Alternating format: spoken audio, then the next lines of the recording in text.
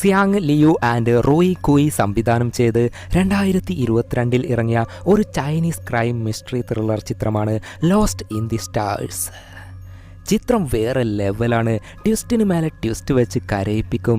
നായകനും നായികയും wedding anniversary ആഘോഷിക്കാൻ മറ്റൊരു രാജ്യത്തേക്ക് പോവുകയാണ്. എന്നാൽ പെട്ടെന്ന് ഭാര്യയെ കാണാതാവുന്നു. പോലീസിൽ കംപ്ലൈൻറ്റ് ചെയ്തിട്ടും കാര്യമുണ്ടായില്ല. ഒരു ദിവസം നായകൻ ഉറങ്ങി എഴുന്നേൽക്കുമ്പോൾ കട്ടിലിൽ ദേ ഒരു പെണ്ണ്. അവൾ പറയുന്നു, ഞാനാണ് നിന്റെ ഭാര്യ. എന്നാൽ നായകൻ പറയുന്നു, നീ ഏതാടി? നീ എൻ്റെ ഭാര്യയെ അല്ല. ശരിക്കും ആ ലേഡി ആരാണ്? നായകൻ തൻ്റെ യഥാർത്ഥ ഭാര്യയെ കണ്ടുപിടിച്ചോ ഇല്ലയോ, എന്താ സംഭവിക്കുന്നത് എന്നൊക്കെ കൊണ്ടുപോയി ക്ലൈമാക്സിൽ ഒരു കിഡിലോസ്കി ട്വിസ്റ്റോട് കൂടി കാണിച്ചു തന്ന ഈ ചിത്രം തുടക്കം മുതൽ അവസാനം വരെ അതേ സസ്പെൻസോട് കൂടി പാക്കലാമാ. അതിനു മുൻപ് പുതുതായി വന്ന കൂട്ടുകാർ സബ്സ്ക്രൈബ് ചെയ്യാൻ മറക്കല്ലേ. And on and all notification. ഈ ചിത്രം കീറി മുറിച്ചാൽ ചിത്രത്തിൻ്റെ തുടക്കത്തിൽ ബോർലാൻഡിയ എന്നൊരു അയർലാൻഡ്, അവിടെയുള്ള ഒരു പോലീസ് സ്റ്റേഷൻ കാണാം.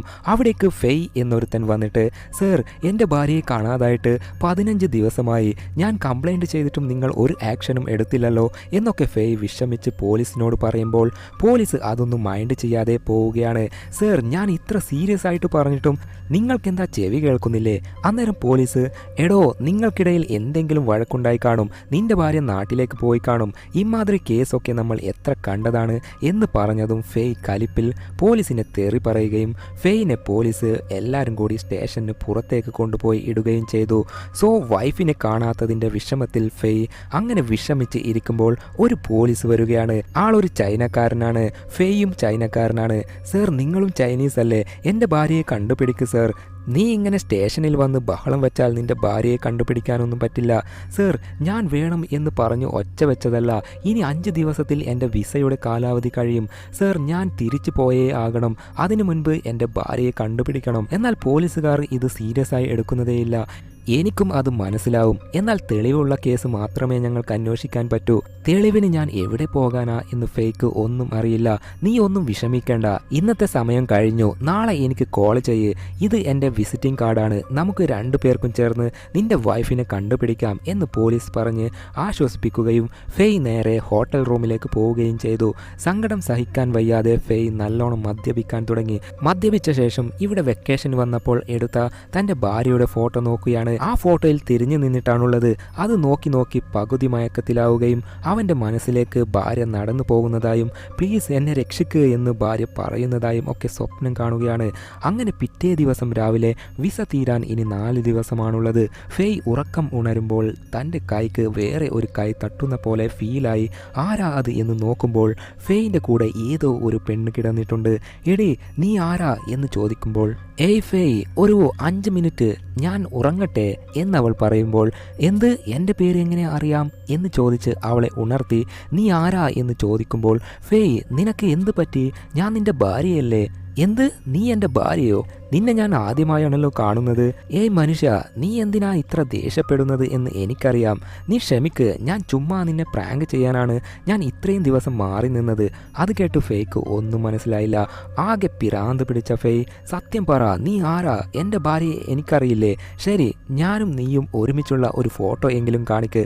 അത് കേട്ട് ആ പെണ്ണ് ഫോൺ എടുത്ത് കാട്ടുമ്പോൾ ദേ ഫെയ്യും ആ പെണ്ണും ഒരുമിച്ചുള്ള ഫോട്ടോ. അതോടെ ഫെയ് ഷോക്കായി നിൽക്കുകയും ഇന്നലെ വിസിറ്റിംഗ് കാർഡ് നൽകിയ ആ പോലീസിനെ കോൾ ചെയ്ത് വരുത്തുകയും ചെയ്തു. എന്നിട്ട്, ശരി, നിന്റെ പാസ്പോർട്ട് കാണട്ടെ എന്ന് പറഞ്ഞ് നോക്കുമ്പോൾ ഫോട്ടോ ഇവളുടേത് തന്നെയാണ്. അതിനുശേഷം, ശരി, ഇനി നിന്റെ പാസ്പോർട്ട് താ എന്ന് പറയുമ്പോൾ ഫെയ് തൻ്റെ പാസ്പോർട്ട് അന്വേഷിക്കാൻ തുടങ്ങി. എവിടെ വെച്ചതാണെന്ന് അറിയില്ല. എന്നാൽ ആ പെണ്ണ് കറക്റ്റ് പോയിട്ട് ഫെയ്യുടെ പാസ്പോർട്ട് എടുത്തിട്ട് കൊടുക്കുകയാണ്. ഇതൊക്കെ കാണുമ്പോൾ അവളാണ് ഫെയ്യുടെ വൈഫ് എന്ന് തോന്നുകയാണ്. പോലീസ് പാസ്പോർട്ട് എല്ലാം ചെക്ക് ചെയ്ത് നോക്കിയിട്ട് എല്ലാം കറക്റ്റാണല്ലോ, ഇതാണ് ഫെയ് നിന്റെ ഭാര്യ. എൻ്റെ ഭാര്യ? സർ, ഇതിലെന്തോ ഒരു മിസ്റ്റേക്ക് ഉണ്ട്. ഇത് ഫോർജറി ചെയ്ത പാസ്പോർട്ടാണ്. ഏയ്, നീ എൻ്റെ ഭാര്യ എന്നല്ലേ പറഞ്ഞത്? എങ്കിൽ പറ, എപ്പോഴാ നമ്മുടെ കല്യാണം കഴിഞ്ഞത്? അത് കേട്ട് അവൾ കൃത്യമായ ഡേറ്റ് തന്നെ പറയുകയാണ്. ശരി, നമ്മൾ എപ്പോഴാണ് ആദ്യമായി കണ്ടുമുട്ടിയത്? സ്കൂബ ഡൈവിങ്ങിൻ്റെ അന്ന് എൻ്റെ ജീവൻ രക്ഷിച്ചത് നീയല്ലേ എന്ന് അതും കൃത്യമായി അവൾ പറയുകയാണ്. എൻ്റെ ഹസ്ബൻഡിന് ഇതെന്തു പറ്റി എന്ന് പറഞ്ഞ് അവൾ സങ്കടപ്പെടുകയാണ്. അതിനാൽ ശരി മാഡം, എല്ലാം ശരിയാവും, നിങ്ങൾ റിലാക്സ് ആവൂ എന്ന് പറഞ്ഞ് പോലീസ് അവിടുന്ന് പോവുകയാണ്. അന്നേരം പുറകിലൂടെ ഫെയ് പോയിട്ട്, സർ ഞാൻ പറയുന്നത് വിശ്വസിക്ക്, അവൾ എൻ്റെ ഭാര്യയല്ല, എൻ്റെ ഭാര്യയെ കണ്ടാൽ എനിക്കറിയില്ലേ, അവൾ കള്ളം പറയുകയാ എന്നൊക്കെ പറയുകയും ആ ഹോട്ടലിൽ ജോലി ചെയ്യുന്ന ഒരുത്തിയെ പിടിച്ച് കാണിച്ച്, സർ എൻ്റെ ഭാര്യയെ ഇവൾ കണ്ടിട്ടുണ്ട്, മാഡം നോക്ക് അത് എൻ്റെ ഭാര്യ അല്ലല്ലോ എന്ന് ചൂണ്ടിക്കാണിക്കുകയാണ്. ഇപ്പോൾ അവളുടെ കള്ളം വെളിച്ചത്താവും എന്ന് കരുതിയാൽ ആ ലേഡി പറയുന്നത്, സർ ഇത് നിങ്ങളുടെ ഭാര്യ തന്നെയാണല്ലോ, നിങ്ങൾ രണ്ടുപേരുടെയും കല്യാണ ഫോട്ടോ ഞാൻ ഫോണിൽ കണ്ടിട്ടുണ്ടല്ലോ എന്ന് പറയുകയാണ്. എല്ലാവർക്കും ഇത് എന്തു പറ്റി, അത് ഫേക്ക് ഫോട്ടോ ആയിരിക്കും, അവളുടെ ഫോണിൽ വെച്ചല്ലേ നിങ്ങൾ കണ്ടത്, ഞാൻ എൻ്റെ ഫോണിൽ കാണിച്ചു തരാം എൻ്റെ ഭാര്യയെ എന്ന് പറഞ്ഞ് അൺലോക്ക് ചെയ്ത് ഫോട്ടോസ് നോക്കുമ്പോൾ ദേ അവളുടെ കൂടെ നിന്നിട്ട് ഒരുപാട് ഫോട്ടോസ്. അതോടെ ഫേക്ക് ആകെ കിളി പോയ പോലെ ഇതെന്താ സംഭവം എന്ന് കുറുകുറുന്ന് നോക്കി നിന്ന്, ഇനി മറ്റാർക്കും അറിയാത്ത ഒരു കാര്യം കൂടിയുണ്ട്, ഓളെ തുടയിൽ ഒരു തയമ്പുണ്ട്, അത് ഇവൾക്കുണ്ടാവില്ല എന്ന് പറഞ്ഞ് അവളെ തള്ളിയിട്ട് എല്ലാവരുടെയും മുൻപിൽ വെച്ച് ഡ്രസ്സ് കീറി നോക്കുമ്പോൾ ദേ അവളുടെ തുടയിലും തയമ്പ്. ആകെ നാണക്കേടായി ഫെയിൻ്റെ മോന്തക്കിട്ട് ഒരൊറ്റ അടി കൊടുത്തിട്ട് അവൾ അവിടുന്ന് പോവുകയും ചെയ്തു. അതൊക്കെ കണ്ട പോലീസ്, എടാ നീ ഈ കാണിച്ച ചെറ്റത്തരത്തിന് നിന്റെ വൈഫ് ഒരു കംപ്ലൈൻറ്റ് തന്നാലുണ്ടല്ലോ, നീ അകത്താവും, മര്യാദയ്ക്ക് അവളെ നന്നായി നോക്ക് എന്ന് പറഞ്ഞു പോവുകയാണ്. എന്നാൽ ഫേക്ക് ഇപ്പോഴും വിശ്വസിക്കാൻ പറ്റുന്നില്ല. എങ്ങനെയെങ്കിലും അത് തൻ്റെ ഭാര്യയല്ല എന്ന് തെളിയിക്കണം എന്ന് തീരുമാനിച്ച് ഈ നാട്ടിലേക്ക് വന്നത് മുതൽ ഫെയ്യും ഭാര്യയും പോയ ഓരോ സ്റ്റോറിലും വിസിറ്റ് ചെയ്ത് തൻ്റെ കൂടെ ഉണ്ടായ ഭാര്യയെ ഓർമ്മയുണ്ടോ, അവളെ കണ്ടാൽ തിരിച്ചറിയോ എന്നൊക്കെ ചോദിച്ചെങ്കിലും ഒരാൾക്ക് പോലും ഫെയിനെ പോലും ഓർമ്മയിലില്ല. സർ ദിവസവും ആയിരക്കണക്കിലധികം പേർ ഇവിടെ വന്നു പോകുന്നു, നിങ്ങളുടെ ഭാര്യയുടെ മുഖം എങ്ങനെ ഓർത്തു വെക്കാനാ എന്നൊക്കെ ഓരോരുത്തർ പറയുകയാണ്. ആകെ വിഷമിച്ച് ഇരിക്കുമ്പോൾ ശരി ഭാര്യയുടെ ഒരു ഫ്രണ്ട് ചൈനയിലുണ്ട്, അവൾക്ക് മെസ്സേജ് അയച്ചു നോക്കാം എന്ന് കരുതി അയച്ചപ്പോൾ അത് സെൻഡായില്ല. കാരണം ആ ഫ്രണ്ട് ഫെയ്യെ ബ്ലോക്ക് ചെയ്ത് വെച്ചിട്ടുണ്ട്. അതെന്തിനാ എൻ്റെ നമ്പർ ബ്ലോക്ക് ചെയ്തത് എന്ന് ചിന്തിച്ച് ആ ഫ്രണ്ടിൻ്റെ പ്രൊഫൈൽ പിക്ക് എടുത്തു നോക്കുമ്പോൾ ഒരു ടാറ്റു. അതൊക്കെ നോക്കി ഇരിക്കുമ്പോൾ വികൃതി പിള്ളേർ അതുവഴി വന്ന് വഴക്കുണ്ടാക്കുന്ന പോലെ അഭിനയിച്ച് ഫെയ്യെ ഇടിച്ച് ഫെയിൻ്റെ പേഴ്സ് മോഷ്ടിച്ച് ഓടിപ്പോവുകയാണ്. എന്നാൽ അത് മനസ്സിലാക്കിയ ഫെയ് ഏയ് നിക്കടാ അവിടെ എന്ന് പറഞ്ഞ് പുറകെ പോകുമ്പോൾ കുട്ടികൾ ഇരുട്ടുള്ള പോലത്തെ കവാടത്തിനകത്തേക്ക് ഓടിപ്പോവുകയും പിടിവിടാതെ ഫെയ്യും പിന്തുടരുമ്പോൾ പെട്ടെന്ന് ഒരു ബൈക്കിൽ ഒരു ലേഡി വന്നു നിൽക്കുകയാണ്. ഏയ് നീ അതിനകത്തേക്ക് ഒന്നും പോവാൻ പാടില്ല, അത് ഭയങ്കര ആപത്തുള്ള സ്ഥലമാണ്. അത് കേട്ട് ഫെയ് ആ ഭാഗത്തേക്ക് നോക്കുമ്പോൾ കുറച്ച് ഗുണ്ടകൾ വരാൻ തുടങ്ങി. സംഭവം എന്തെന്നാൽ കുട്ടികളെ ഉപയോഗിച്ച് പേഴ്സ് മോഷ്ടിച്ച് പ്ലാൻ ചെയ്ത് ഓരോരുത്തരെയും ഈ സ്ഥലത്തേക്ക് എത്തിച്ച് എത്തുന്നവരുടെ കയ്യിലെ എല്ലാ തിങ്സും പിടിച്ചെടുത്ത് ഓടിക്കും. അതാണ് ഇവിടെയുള്ള തിമിർ ഗ്യാങ്ങിൻ്റെ പരിപാടി. ഇപ്പോൾ ഇവിടെ ആ പെണ്ണും ഫെയ്യും ട്രാപ്പിലായിരിക്കുകയാണ്. ഉടനെ അവൾ ഹെൽമെറ്റ് ഊരി മാറ്റുകയും അന്നേരം അവളുടെ മുഖം കണ്ട് എല്ലാവരും ഭയപ്പെടാൻ തുടങ്ങി. അതോടെ ഫെയിൻ്റെ പേഴ്സും ഫേക്ക് തന്നെ തിരിച്ചു കൊടുക്കുകയും പേഴ്സ് എടുക്കുമ്പോൾ താഴെ ഒരു കടയുടെ ബില്ലും വീഴുകയും അതെടുത്തപ്പോൾ ശരി ശ്രദ്ധിച്ചു പോ എന്ന് പറഞ്ഞ് ആ പെണ്ണ് പോവുകയും ചെയ്തു. അങ്ങനെ ഫെയ് ആ ബില്ല് ഉള്ള കടയിലേക്ക് പോവുകയാണ്. അതൊരു ബുക്ക് ഷോപ്പ്. അകത്ത് കയറിയപ്പോൾ അവിടെ CCTV ഉണ്ട്. മേഡം ഈ ബില്ലിലുള്ള സമയത്ത് ഇവിടെയുള്ള CCTVയിലുള്ള വിഷ്വൽസ് കാണിക്കാമോ എന്ന് ചോദിക്കുമ്പോൾ ഞാൻ എന്തിനാ കാണിക്കേണ്ടത്, നീ ആരാ പോലീസാണോ? ഏയ് അല്ല മേഡം, എൻ്റെ ഭാര്യ മിസ്സായി, ഞാനും അവളും അന്ന് ഇവിടെ വന്നിരുന്നു, ഈ ബില്ലിലുള്ള സമയത്ത് ഫുട്ടേജ് കാണിച്ചാൽ മതി എന്ന് പറയുമ്പോൾ നോക്കിയാൽ ഭാര്യ എന്ന് പറഞ്ഞ് ഒരുത്തി വന്നിരുന്നില്ലേ, ആ ഫേക്ക് ഭാര്യ ഇപ്പോൾ ഇവിടെയാണുള്ളത്. ഏയ് ഫെയ് നീ ഇവിടെ വന്നോ എന്ന് ചോദിക്കുമ്പോൾ നീ എന്താ എന്നെ ഫോളോ ചെയ്യുകയാണോ, നീ എൻ്റെ ഭാര്യയല്ല എന്ന് പറയുകയാണ്. അന്നേരം ബിൽ കൗണ്ടറിലുള്ള ലേഡി എന്ത് പറ്റി മേഡം, നിങ്ങളും ഹസ്ബൻഡും വഴക്കിലാണോ എന്നൊക്കെ പറഞ്ഞുകൊണ്ടിരിക്കെ ഇത് ഇങ്ങനെ വിട്ടാൽ പറ്റില്ല, പോലീസിൽ പറഞ്ഞ് CCTV ചെക്ക് ചെയ്യാം എന്ന് തീരുമാനിച്ച് അങ്ങനെ പോലീസിനെ വരുത്തി CCTV ഫുട്ടേജ് ചെക്ക് ചെയ്യാൻ തുടങ്ങി.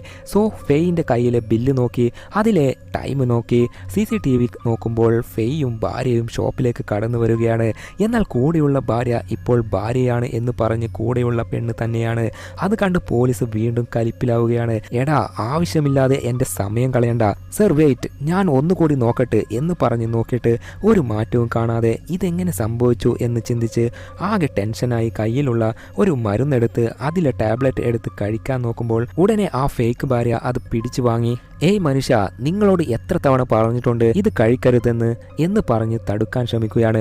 ഉടനെ പോലീസും തടുത്തു നിർത്തി പറ ഇത് എന്ത് ടാബ്ലറ്റ് ആണ് എന്ന് ചോദിക്കുമ്പോൾ ഫേക്ക് ന്യൂറോളജി കണ്ടീഷൻ ഉണ്ട്, അതിനാൽ ഡോക്ടറും ടാബ്ലറ്റ് എഴുതി കൊടുത്തിരുന്നു. ആ മരുന്നിന് കുറെ സൈഡ് എഫക്റ്റ് ഒക്കെ ഉണ്ട്. കഴിച്ചാൽ ഫേയിന്റെ കണ്ണിന് കുറെ വ്യത്യസ്തമായ കാര്യങ്ങളൊക്കെ കാണും, എല്ലാറ്റിനെയും മറക്കും. അതുമാത്രമല്ല ഒരു ദിവസം ഉറങ്ങിക്കിടക്കുമ്പോൾ പെട്ടെന്ന് ഫേയ് എഴുന്നേറ്റ് ഇരിക്കുമ്പോൾ എന്താണെന്ന് ഞാൻ ചോദിച്ചു, എന്നാൽ ഒന്നും പറയാതെ എൻ്റെ കഴുത്തിൽ പിടിച്ച് കൊല്ലാൻ നോക്കി എന്നൊക്കെ അവൾ പറയുകയാണ്. അത് കേട്ട ഫേയ് അവൾ കള്ളം പറയുകയാണ്, ഇവൾ ഒരു ഫ്രോഡാണ് എന്ന് പറഞ്ഞ് അലറുകയാണ്. ആ ഫേക്ക് വൈഫ് അവിടുന്ന് കരഞ്ഞോണ്ട് പോവുകയും ചെയ്തു. അന്നേരം പോലീസ് ഫേയിയോട് എടാ ഇത് ലാസ്റ്റ് വാണിംഗ്, ഇതോടെ നിന്റെ കേസ് ഞാൻ അവസാനിപ്പിച്ചു, ഇനി മേലാൽ എന്നെ വിളിക്കരുത് എന്ന് പറഞ്ഞ് പോലീസ് അവിടുന്ന് പോവുകയും ചെയ്തു. എന്താ സംഭവിക്കുന്നതെന്നറിയാതെ ഫേയ് ഒരു ബാറിൽ പോയി മദ്യപിക്കാൻ തുടങ്ങി. അവിടെ ടി വിയിൽ ഒരു ന്യൂസ്, അതിൽ നേരത്തെ ഫേയെ ഒരു തിമിർ ഗ്യാങ്ങിൻ്റെ മുന്നിൽ നിന്നും ബൈക്കിൽ വന്ന് രക്ഷിച്ചിരുന്നില്ലേ, ആ ലേഡിയാണ് സംസാരിക്കുന്നത്. ഉടനെ ആ ലേഡി ആരാ എന്ന് ചോദിക്കുമ്പോൾ അത് ഭയങ്കര ഫേമസ് ആയ ലോയറാണ്, ഇതുവരെ വാദിച്ച ഒരു കേസിൽ പോലും ആ ലോയർ തോറ്റിട്ടില്ല എന്നൊക്കെ ബാർമാൻ പറയുകയാണ്. സോ ഫേക്ക് ലോയറിനെ കാണണം എന്ന് തോന്നുകയും നോക്കിയാൽ ആ ലോയർ ഇപ്പോൾ ഉള്ളത് ഈ ബാറിൽ തന്നെയാണ്. അങ്ങനെ നേരെ ലോയറിൻ്റെ അടുത്തേക്ക് പോയി നടന്ന വിഷയങ്ങൾ പറയാൻ തുടങ്ങി. എൻ്റെ ഭാര്യയെ കാണാതായി, പെട്ടെന്ന് ഒരു ദിവസം ഒരു ലേഡി വന്ന് ഞാനാണ് നിന്റെ ഭാര്യ എന്ന് പറഞ്ഞു നിൽക്കുന്നു, അതേപോലെ ഉള്ള തെളിവൊക്കെ അവൾക്ക് അനുകൂലമാണ്, നിങ്ങൾ എന്നെ ഒന്ന് സഹായിക്കണം. അതൊക്കെ കേട്ട് ശരി നിന്റെ വൈഫ് അവൾ അല്ലെങ്കിൽ നിന്റെ ശരിക്കുമുള്ള വൈഫ് എവിടെ പോയിട്ടുണ്ടാവും, എന്താ നിനക്ക് തോന്നുന്നത്, നിനക്കൊരു ഡ്രസ്സിംഗ് റൂം കഥ അറിയോ എന്ന് ചോദിക്കുമ്പോൾ എന്ത് ഡ്രസ്സിംഗ് റൂം, എനിക്കറിയില്ല. അങ്ങനെ ലോയർ പറയാൻ തുടങ്ങി, ഇതേപോലെ ഒരു ഹസ്ബൻഡും വൈഫും ഈ നാട്ടിലേക്ക് വന്നു, ഒരു ഡ്രസ്സിൻ്റെ കടയിൽ പോയി അവളുടെ ഭാര്യ ഒരു ഡ്രസ്സ് സെലക്ട് ചെയ്ത് ട്രയൽ റൂമിൽ ട്രയൽ ചെയ്യാൻ പോയി. ഡ്രസ്സ് ഇട്ട് നോക്കുമ്പോൾ അവളുടെ ഹസ്ബൻഡ് പുറത്ത് നിന്നിട്ടുണ്ട്. എന്നാൽ ആ ട്രയൽ റൂമിലെ അടിത്തട്ട് ഓപ്പണായി അവൾ താഴെ വീണു. എന്നാൽ ആ കാര്യം ഹസ്ബൻഡിന് അറിഞ്ഞില്ല. അതിനാൽ വൈഫ് എവിടെ പോയി എന്നറിയാതെ നാട് മൊത്തം അന്വേഷിക്കാൻ തുടങ്ങി. എവിടെ അന്വേഷിച്ചിട്ടും കിട്ടിയില്ല. വേറെ വഴിയില്ലാതെ അയാൾ തിരിച്ച് നാട്ടിലേക്ക് തന്നെ പോയി. അങ്ങനെ കുറേ വർഷങ്ങൾ കഴിഞ്ഞ് അയാൾ വീണ്ടും ഈ നാട്ടിലേക്ക് വരുമ്പോൾ ഒരു ഫ്രീക്ക് ഷോ ഉണ്ട്, അതായത് വ്യത്യസ്തരായ മനുഷ്യരെ വെച്ച് നടത്തുന്ന ഷോ. അതിൽ കൈയും കാലും ഇല്ലാതെ ആ ഷോയിൽ ഒരു പാർട്ടിസിപ്പൻ്റായി അയാളുടെ ഭാര്യയെ കണ്ടു. അതായത് ഈ ഗ്രാമത്തിലെത്തുന്ന ടൂറിസ്റ്റുകളെ പിടിച്ച് കൈയും കാലും വെട്ടിമാറ്റി അവരെ കൊണ്ട് അങ്ങനെ ഒരു പ്രോഗ്രാം നടത്തി പൈസ ഉണ്ടാക്കുന്ന ഒരു ഗ്യാങ്ങിൻ്റെ മുന്നിലാണ് അയാളുടെ ഭാര്യ പെട്ടത്. അങ്ങനെ ഇപ്പോൾ ആ കഥ കേട്ട് ഫേയ് ഭയപ്പെടുകയാണ്. അങ്ങനെയാണെങ്കിൽ എൻ്റെ ഭാര്യയ്ക്കും അതായിരിക്കുമോ സംഭവിച്ചത്, എങ്കിൽ ഈ കേസ് അന്വേഷിക്കണം, നിങ്ങൾ ഹെൽപ്പ് ചെയ്യണം പ്ലീസ് എന്ന് ഫേയ് പറഞ്ഞെങ്കിലും ലോയർ ഒന്നും പറയാതെ അവിടുന്ന് പോവുകയും ചെയ്തു. പിറ്റേ ദിവസം നേരെ ആ ലോയറിൻ്റെ അഡ്രസ്സ് നോക്കിപ്പോയിട്ട് പ്ലീസ് എൻ്റെ വിസ തീരാൻ ഇനി വെറും 3 ദിവസം മാത്രമാണുള്ളത്, എൻ്റെ ഭാര്യയെ കണ്ടുപിടിക്കാൻ നിങ്ങളെ കൊണ്ടേ പറ്റൂ എന്ന് പറയുമ്പോൾ ലോയർ ആ കേസ് ഏറ്റെടുക്കുകയാണ്. നിന്റെ ഭാര്യ ഏത് ടൈപ്പാണ് എന്ന് ചോദിക്കുമ്പോൾ അവൾ വളരെ നല്ലവളാണ്, അവൾ ഇൻട്രോവേർട്ടാണ്, സ്ട്രേഞ്ചേഴ്സിനോട് സംസാരിക്കാറില്ല, അതേപോലെ അവൾക്ക് പെയിൻറ്റിംഗ് ഒക്കെ ഭയങ്കര ഇഷ്ടമാണ്. ശരി നീയും നിന്റെ ഭാര്യയും എപ്പോഴാണ് ആദ്യമായി മീറ്റ് ചെയ്തത്, എപ്പോഴാണ് നിങ്ങൾക്കുള്ളിൽ റിലേഷൻഷിപ്പ് സ്റ്റാർട്ടായത്? അത് കേട്ട് ഫേയ് പറയാൻ തുടങ്ങി. നാട്ടിൽ സ്കൂബ ഡൈവിംഗ് ചെയ്യുന്ന സമയത്ത് ശ്വാസം എടുക്കാൻ പറ്റാതെ അവൾ കഷ്ടപ്പെടുകയായിരുന്നു. ഞാൻ പോയി രക്ഷപ്പെടുത്തി പുറത്തെത്തിച്ച ശേഷം മാസ്ക് ഊരി മുഖത്തോട് മുഖം നോക്കിയ ആ ഒരു നിമിഷം, അതായിരുന്നു ലവ് അറ്റ് ഫസ്റ്റ് സൈറ്റ്. അങ്ങനെ മെല്ലെ മെല്ലെ ചാറ്റ് ചെയ്ത് സ്ട്രോങ് റിലേഷൻഷിപ്പിലാവുകയും ചെയ്തു. അതേപോലെ മാഡം എൻ്റെ വൈഫിന് ഒരു ഫ്രണ്ട് ഒരുത്തിയുണ്ട്, ഞാൻ അവളെ നേരിട്ട് കണ്ടിട്ടില്ല, എന്നാൽ ഇപ്പോൾ അവൾക്ക് എന്നെ ഇഷ്ടമല്ലാത്ത പോലെയാണ്. എന്തെന്നാൽ ഇപ്പോൾ മെസ്സേജ് അയച്ചു നോക്കുമ്പോൾ എൻ്റെ വൈഫിൻ്റെ ഫ്രണ്ട് എൻ്റെ നമ്പർ ബ്ലോക്ക് ചെയ്തു വെച്ചിരിക്കുക. ശരി ആ ഫ്രണ്ടുകാരിയെക്കുറിച്ച് വേറെ എന്തെങ്കിലും അറിയോ എന്ന് ചോദിക്കുമ്പോൾ ഇത് അവളുടെ പ്രൊഫൈൽ പിക്ചറാണ്, അതിലൊരു ടാറ്റു ഉണ്ട്, അതിനർത്ഥം ഫ്രണ്ടുകാരിയുടെ ശരീരത്തിൽ ഇതേ ടാറ്റു ആയിരിക്കും ഉണ്ടാവുക. ശരി അത് പിന്നെ നോക്കാം. നീയും നിന്റെ ഭാര്യയും എന്തിനാ ഈ നാട്ടിലേക്ക് വന്നത്? എന്തെന്നാൽ ഞങ്ങളുടെ കല്യാണം കഴിഞ്ഞ് 1 വർഷമായി, വെഡ്ഡിംഗ് ആനിവേഴ്സറി ആഘോഷിക്കാനാണ് ഇവിടെ വന്നത്, എന്നാൽ അവളെ മിസ്സായി. ശരി ഫേയ് ഈ കേസ് ഞാൻ ഏറ്റെടുക്കാം, എന്നാൽ 3 കണ്ടീഷൻ ഉണ്ട്. ഒന്നാമതായി നീ എന്നെ പൂർണ്ണമായി വിശ്വസിക്കണം, രണ്ടാമതായി എന്നോട് നീ ഒരു കള്ളവും പറയാൻ പാടില്ല, കാരണം നീ സത്യം പറഞ്ഞാൽ മാത്രമേ എനിക്ക് നിന്നെ ഹെൽപ്പ് ചെയ്യാൻ പറ്റൂ, മൂന്നാമതായി ഞാൻ എന്തു പറഞ്ഞാലും ഇങ്ങോട്ട് ഒരു ചോദ്യവും ചോദിക്കാതെ നീ ചെയ്യണം എന്നൊക്കെ ലോയർ പറയുമ്പോൾ ഫേയും അതിന് സമ്മതിക്കുകയാണ്. അങ്ങനെ അവർ അന്വേഷണം ആരംഭിച്ചു. ആദ്യം ഫേയുടെ ഭാര്യയും ഒരുമിച്ച് ഫോട്ടോ എടുത്ത ഷോപ്പിലേക്ക് പോവുകയാണ്. ഇവർ പോകുന്ന നേരത്ത് ആ ഷോപ്പ് കാലിയാക്കുന്ന സമയമായിരുന്നു. എന്തു പറ്റി എന്ന് ചോദിക്കുമ്പോൾ ഞങ്ങളുടെ സെർവർ മൊത്തത്തിൽ നശിച്ചു മേഡം എന്ന് ഷോപ്പ് ഓണർ പറയുകയാണ്. അതെന്ത് പറ്റി എന്ന് ചോദിക്കുമ്പോൾ ഒരു റൂം കാണിക്കുകയാണ്. മഴ വന്ന് വിൻഡോയിലൂടെ വെള്ളം സിസ്റ്റത്തിൽ വീണ് എല്ലാം സ്പോയിലായി എന്നൊക്കെ അയാൾ പറയുകയാണ്. എന്നാൽ ലോയർ വിൻഡോ പോയി ചെക്ക് ചെയ്യുമ്പോൾ അവിടെയുള്ള തകർന്ന പോലത്തെ പൊട്ടിയ ഭാഗങ്ങൾ കാണുമ്പോൾ ഇത് ആരോ വേണം എന്ന് പറഞ്ഞ് ചെയ്ത പോലെയാണ് മനസ്സിലാവുന്നത്. അക്കാര്യം ഓണറിനോട് പറയുമ്പോൾ മറ്റേ സ്ഥലത്ത് കിടന്നിരുന്ന സെർവർ ഇവിടെ വിൻഡോയുടെ അടുത്ത് കൊണ്ടുവച്ചത് ആ വർക്കർ ആയിരിക്കും എന്ന് പറഞ്ഞ് ആ വർക്കറിന്റെ ID കാർഡ് ഫോട്ടോ കാണിക്കുകയാണ്. ആക്ച്വലി എന്തെന്നാൽ ആ സെർവറിൽ ഇൻഫർമേഷൻ ഒക്കെ ഉണ്ട്. ഫേയും ഭാര്യയുള്ള ഫോട്ടോ ഒക്കെ ആ സെർവറിൽ ഉണ്ടായിരിക്കാം. അത് ആരോ പ്ലാൻ ചെയ്ത് തകർത്തതാണ്. ഉടനെ ഓണറിനോട് ഈ അടുത്ത് ഏതെങ്കിലും ലേഡി വന്ന് നിങ്ങളുടെ ആ വർക്കറിനോട് സംസാരിച്ചിരുന്നോ എന്ന് ചോദിക്കുമ്പോൾ അതെ, ഒരു ലേഡി വന്ന് സംസാരിച്ചതായി ഓർമ്മയുണ്ട്. നിങ്ങൾക്ക് എങ്ങനെ മനസ്സിലായി എന്ന് ഓണർ ചോദിക്കുകയാണ്. അങ്ങനെ ഫെയ് ലോയറിനോട് പറയുന്നു, പക്ക പ്ലാൻ ചെയ്താണ് എല്ലാം ചെയ്തത്. ഞങ്ങൾ ഇവിടെ വരും എന്ന് മനസ്സിലാക്കി സെർവർ വരെ നശിപ്പിച്ചു. എല്ലാം ചെയ്തത് എൻ്റെ വൈഫ് എന്ന് പറഞ്ഞ് ഒരുത്തി വരുന്നില്ലേ, ആ ഫേക്ക് വൈഫ് ആയിരിക്കാം എല്ലാം ചെയ്തത്. ഇനി അടുത്തതായി നമ്മൾ എവിടെ പോകും? ആ ബുക്ക് ഷോപ്പിലേക്ക് പോയാലോ എന്ന് ചോദിക്കുമ്പോൾ വേണ്ട, നേരെ നിന്റെ ഹോട്ടൽ റൂമിലേക്ക് പോവാം എന്ന് ലോയർ പറയുകയാണ്.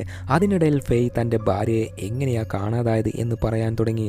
ഫെയും വൈഫും റെസ്റ്റോറൻറ്റിലേക്ക് പോകാം എന്ന് പ്ലാൻ ചെയ്തു. എന്നാൽ എനിക്ക് കുറച്ച് സുഖമില്ല, നിങ്ങൾ ആദ്യം പോയി ഫുഡൊക്കെ ഓർഡർ ചെയ്ത് വെക്ക്, ഞാൻ പതുക്കെ വരാം എന്ന് വൈഫ് പറയുകയാണ്. അങ്ങനെ ഫെയ് പോയിട്ട് ഫുഡ് ഓർഡർ ചെയ്ത് വെയിറ്റ് ചെയ്തെങ്കിലും ഭാര്യ വന്നതേയില്ല. ഇനി അവൾ തലകറങ്ങി വീണ് കാണുമോ എന്ന് കരുതി തിരിച്ചു പോകാൻ നോക്കുമ്പോൾ ആ റെസ്റ്റോറൻറ്റിൽ എന്തോ ഒരു ഫംഗ്ഷൻ പോലെ നടക്കുന്നുണ്ട്. ഒരാളെ സെലക്ട് ചെയ്ത് അവർക്ക് ഫ്രീ ആയിട്ട് മദ്യം നൽകുന്ന ഒരു ഗിവ് അവേ പ്രോഗ്രാം. ആ പ്രോഗ്രാമിൽ ഫെയ് ആണ് സെലക്ട് ആയത്. അതിനാൽ ഫെയിനെ സ്റ്റേജിൽ കൂട്ടിയിട്ട് പോയി, സർ നിങ്ങൾക്കുള്ളതാണ്, കുടിക്ക് എന്ന് അവർ പറയുകയാണ്. ഇല്ല, എനിക്ക് അത്യാവശ്യമായി ഭാര്യയെ കാണാൻ പോകണം എന്ന് പറഞ്ഞെങ്കിലും ചുറ്റും കൂടിയുള്ളവർ കുടിക്ക് കുടിക്ക് എന്ന് ഒരേ സ്വരത്തിൽ പറഞ്ഞ് പ്രോത്സാഹിപ്പിക്കുകയും വേറെ വഴിയില്ലാത്തതിനാൽ ഫെയ് ആ വലിയ ഗ്ലാസ്സിലെ മദ്യം മൊത്തം കുടിക്കേണ്ടി വന്നു. പിന്നെ പറയാനുണ്ടോ, കിളിപ്പോയ ഫെയ് വാഷ്റൂമിൽ പോയി വാള് വെക്കാൻ തുടങ്ങി. കുറച്ചു നേരം മയങ്ങിക്കിടന്ന് ശേഷം ബോധം തിരിച്ചു വന്നപ്പോൾ ഞാൻ എത്ര നേരമായി ഇവിടെ കിടന്നു എന്നറിയില്ലല്ലോ എന്നൊക്കെ കിളിപ്പോയ പോലെ പുറത്തിറങ്ങി ഭാര്യയെ അന്വേഷിക്കാൻ തുടങ്ങി. എന്നാൽ എവിടെയും ഭാര്യയെ കണ്ടില്ല എന്നൊക്കെ ഇപ്പോൾ ലോയറിനോട് പറഞ്ഞുകൊണ്ട് ലോയറിനെയും കൂട്ടി നേരെ ഫെയ് താമസിക്കുന്ന ഹോട്ടൽ റൂമിലേക്ക് പോവുകയാണ്. ഹോട്ടലിൽ എത്തിയപ്പോൾ ഹോട്ടലിലെ മാനേജർ വെൽക്കം ചെയ്യുകയും നേരെ ഫെയ്യുടെ റൂമിലേക്ക് പോവുകയും ചെയ്യുന്നു. മാഡം, നിങ്ങൾ പറയുന്നത് പോലെ അവൻ സാധ്യതയില്ല. എൻ്റെ വൈഫിനെ ആരും ഒന്നും ചെയ്തു കാണില്ല. ചിലപ്പോൾ അവൾ പിണങ്ങി എവിടെയെങ്കിലും പോയതാണെങ്കിലോ.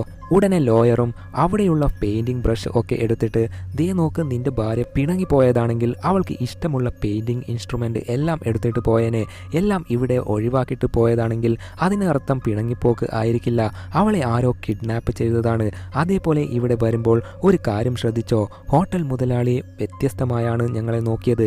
അയാളുടെ കണ്ണട ശ്രദ്ധിച്ചോ, വില കൂടിയ കണ്ണടയാണ് ധരിച്ചിരിക്കുന്നത്. അതേപോലെ നിന്റെ ഭാര്യ എങ്ങനെ കാണാതായി, എവിടെ പോയി എന്നൊന്നും എനിക്കറിയില്ല.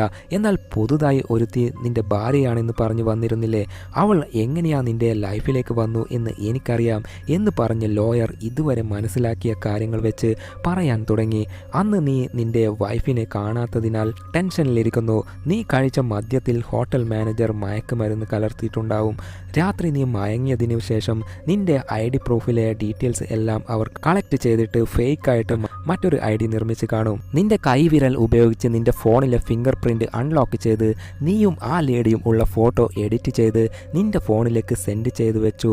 സോ നീ എന്തായാലും അവൾ നിന്റെ വൈഫല്ല എന്ന് പറയും. അതിനാലാണ് പക്ക പ്ലാൻ ചെയ്തിരിക്കുന്നത്. നീ ബുക്ക് ഷോപ്പിലെ CCTVയിൽ കണ്ട ആ ഫൂട്ടേജ് നോക്കിയാൽ അതിൽ വാങ്ങിയിരിക്കുന്ന ബുക്ക് വേറെയാണ്, നിന്റെ റൂമിലുള്ള ബുക്കും വേറെയാണ്. CCTVയിലെ ഫൂട്ടേജ് സൂം ചെയ്ത് നോക്കിയാൽ മനസ്സിലാവും അത് എഡിറ്റ് ചെയ്ത വിഷ്വൽ ആണെന്ന്. ഉടനെ ഫെയ്യും എന്തിനാ ഈ ഹോട്ടലിലുള്ളവർ ഇങ്ങനെയൊക്കെ ചെയ്യുന്നത് എന്ന് ചോദിക്കുമ്പോൾ ചിലപ്പോൾ നിന്റെ വൈഫിനെ കാണാതാവാനുള്ള കാരണം ഈ ഹോട്ടലിലുള്ളവർ ആയിരിക്കാം. നിങ്ങൾ പറയുന്നത് ഒക്കെ ശരിയാണ് ലോയർ, എന്നാൽ എന്തിനാ എൻ്റെ വൈഫിനെ പോലെ ഫേക്കായി ഒരുത്തിയെ ഉണ്ടാക്കിയത്, അതാണ് എനിക്കും അറിയാത്തത് എന്ന് ലോയർ പറയുമ്പോൾ തന്നെ ആ ഫേക്ക് വൈഫ് റൂമിലേക്ക് വരാൻ തുടങ്ങി.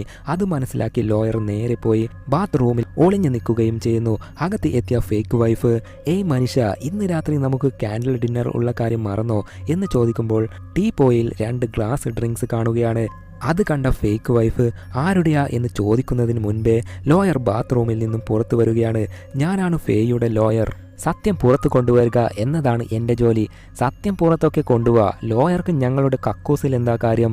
അത് കേട്ട് ലോയർ ഒന്നും പറയാതെ അവിടുന്ന് പോകുമ്പോൾ പുറകിലൂടെ ഫേയ് പോയിട്ട്, ഹേയ് മാഡം, നിങ്ങൾ എന്തിനാ കക്കൂസിൽ നിന്ന് പുറത്തു വന്നത്? അകത്ത് നിന്നാൽ മതിയായിരുന്നില്ലേ? ഇപ്പോൾ അവൾ കണ്ടില്ലേ? അവൾക്ക് എല്ലാം മനസ്സിലായി കാണില്ലേ? മനസ്സിലായെങ്കിൽ മനസ്സിലാക്കട്ടെ. ഇന്ന് കാൻഡിൽ ഡിന്നർ ഉണ്ടെന്ന് പറഞ്ഞതല്ലേ, ഇത് കയ്യിൽ വെച്ചോ എന്ന് പറഞ്ഞ് ഒരു സീക്രട്ട് മൈക്ക് കൊടുക്കുകയാണ്. അങ്ങനെ അന്ന് രാത്രി ഫേയ് കാൻഡിൽ ഡിന്നറിന് ആ ഫേക്ക് വൈഫ് വരും എന്ന് വെയിറ്റ് ചെയ്യുകയാണ്.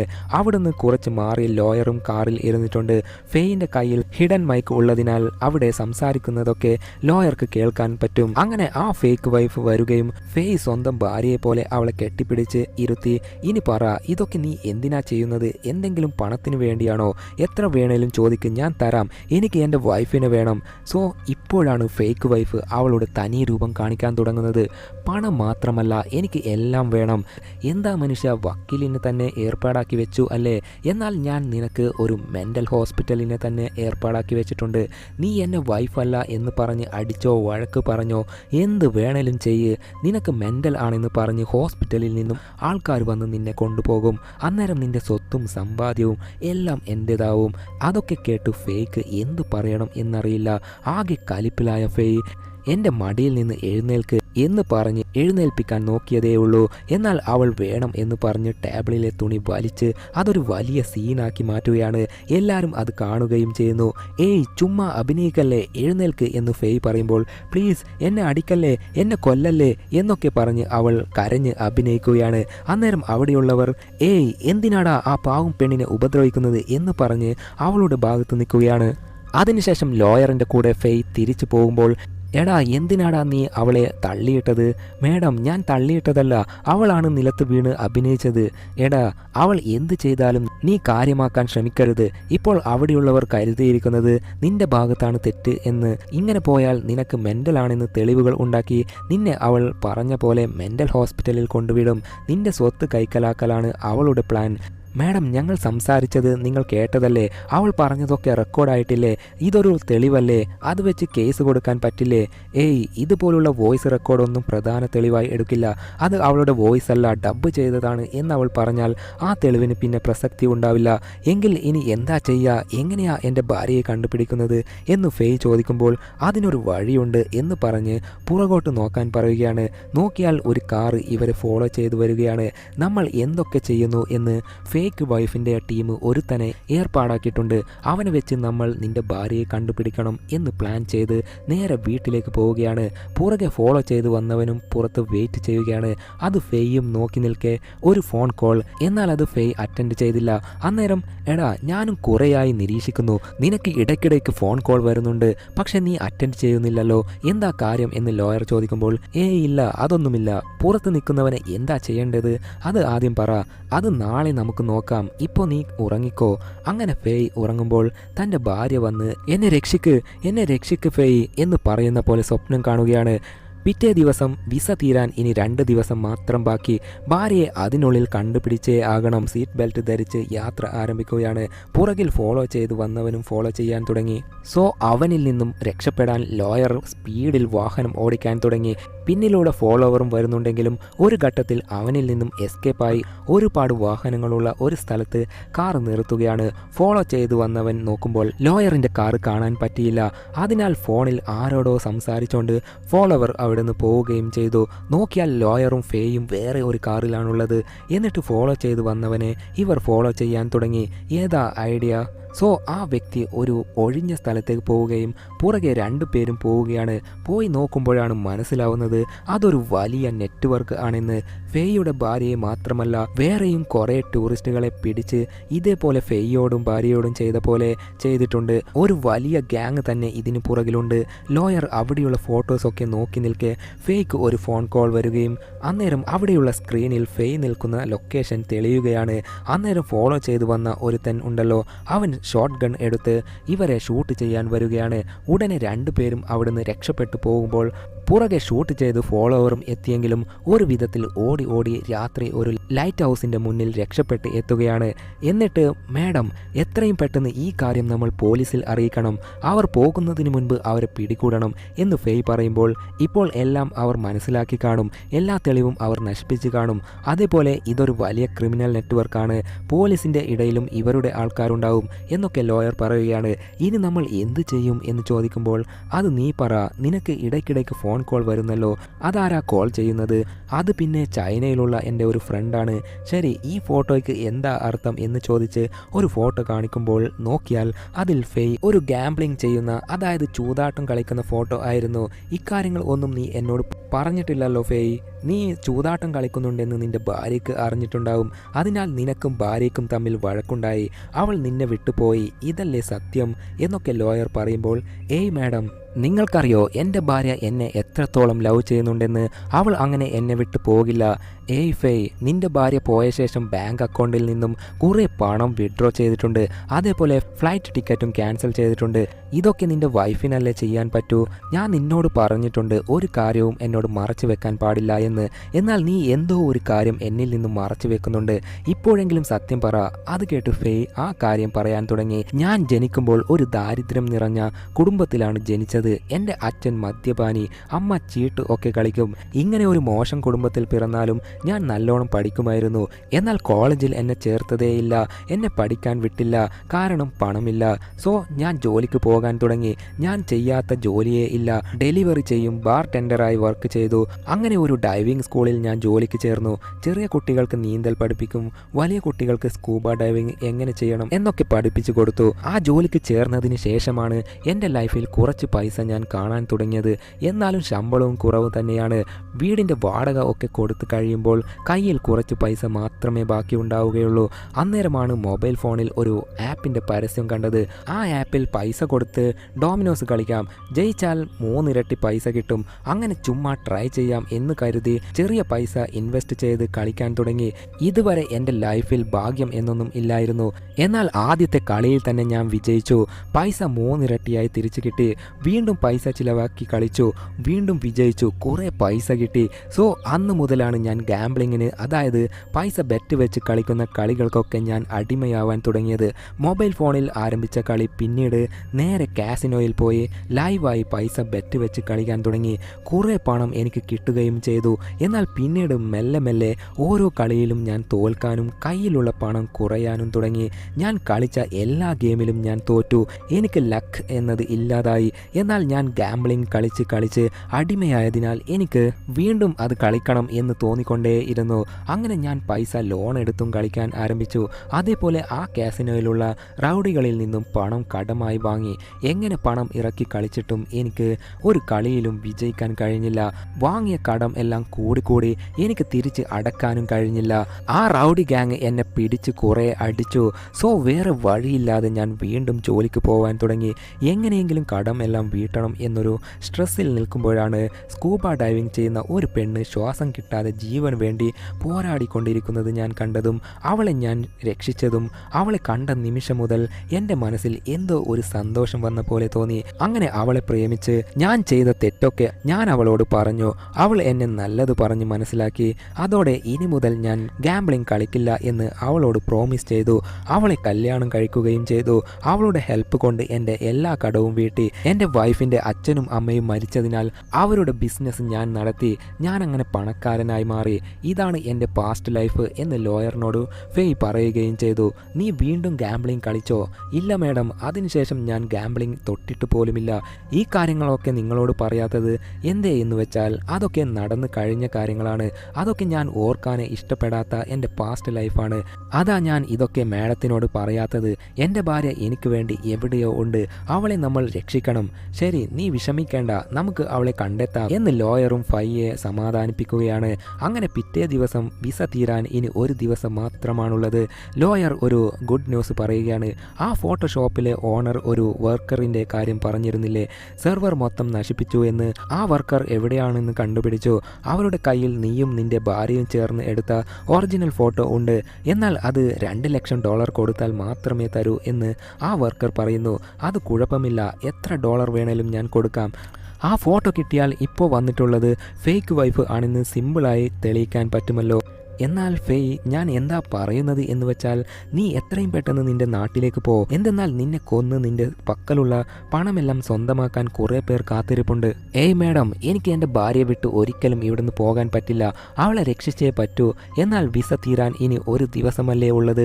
അത് എനിക്കും അറിയാം. അതിനാൽ ലാസ്റ്റ് ഫ്ലൈറ്റാണ് ഞാൻ ബുക്ക് ചെയ്തു വെച്ചത്.